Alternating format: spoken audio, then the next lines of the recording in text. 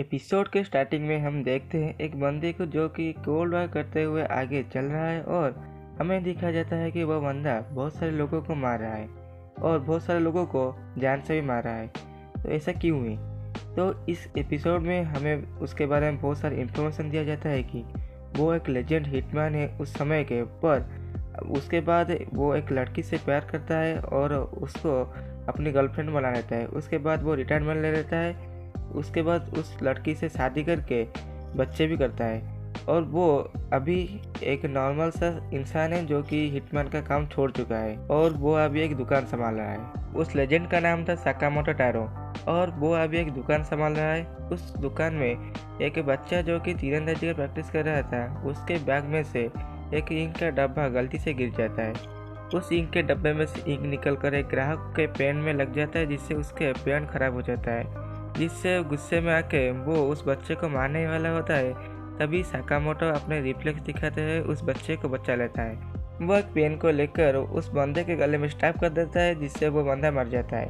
पर हमें दिखाया जाता है कि वो एक साकामोटो का इमेजिनेशन है और वो बच जाता है। वो बच्चा भी साकामोटो को थैंक यू कहता है और तभी हमें एक न्यू कैरेक्टर से इंट्रोड्यूस किया जाता है जिसका नाम है सीन। वह बताता है कि आप अभी उस बंदे को मारने वाले थे ना।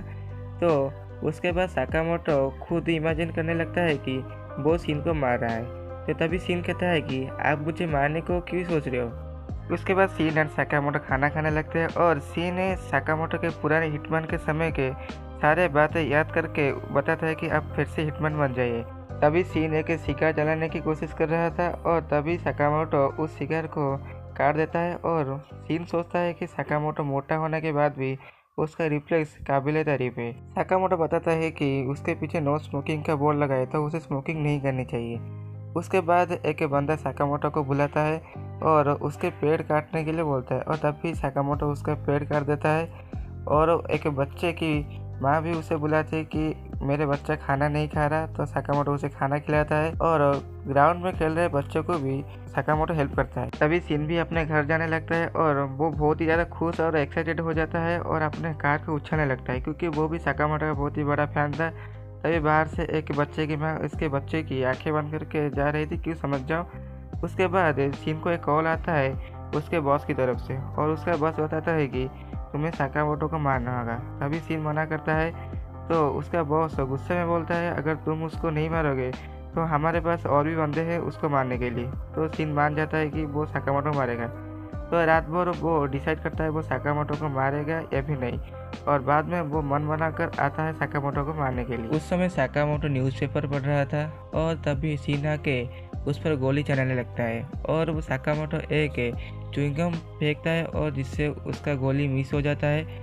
और उसके बाद सीन और साकामोटो का बहुत ही बढ़िया फाइट होता है, पर हमें पता है कि कौन जीतने वाला है। ऑब्वियसली साकामोटो उस मैच को जीत जाता है और जब सीन आंखें खोलता है तो देखता है कि वो साकामोटो के बेड पर है। उसके बाद वो उठता है और साकामोटो के फैमिली के साथ डिनर भी करता है और वो समझ पाता है कि साकामोटो ने क्यों रिटायरमेंट लिया, क्योंकि वो साकामोटो और उनके फैमिली के बीच के बॉन्ड को समझ गया था। उसके बाद वो खाना खाने लगता है और वो खाना खा के बहुत ही ज़्यादा खुश हो जाता है क्योंकि उसने आज तक इतना अच्छा खाना कभी नहीं खाया था। अब सीन जाने लगता है तो साकामोटो कहता है कि दोबारा ज़रूर आना।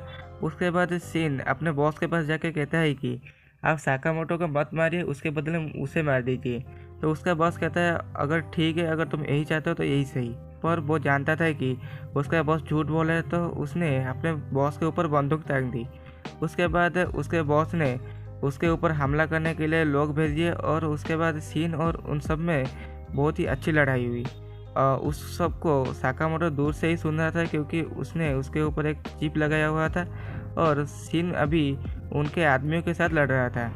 उसके बाद सीन के इस फाइट के बाद सीन के पास एक आखिरी गोली बचती है, तो सीन अपनी आखिरी गोली के साथ भागने की कोशिश करता है पर वो नाकामयाब होता है। उसके बाद साकामोटो आके उसे बचा लेता है और साकामोटो और उसके बॉस के बीच बहुत ही शानदार फाइट होती है जिससे साकामोटो जीत जाता है। उसके बाद सीन साकामोटो से पूछता है कि उसने उसका लोकेशन कैसे जाना।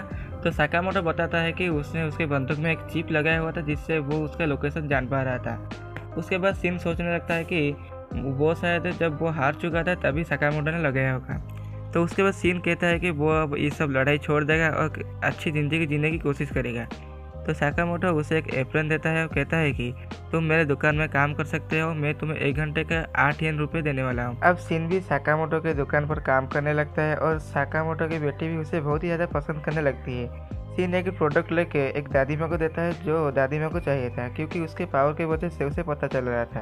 अब वो बच्चा जिससे हमने एपिसोड के स्टार्टिंग में देखा था, वो सीन से खेलने के लिए पूछता है तो सीन मना कर देता है। तब वो बच्चा पूछता है कि आप पहले क्या काम करते थे, तो साकामोटो मना करता है अगर उसने बताया कि वो क्या काम करता था तो वो उसे मार देगा। तो वो झूठ बोलता है कि मैं एक क्लीनर का काम करता था। यहीं पे ये एपिसोड एंड होता है। नेक्स्ट एपिसोड के लिए इस चैनल को लाइक एंड सब्सक्राइब कर दो।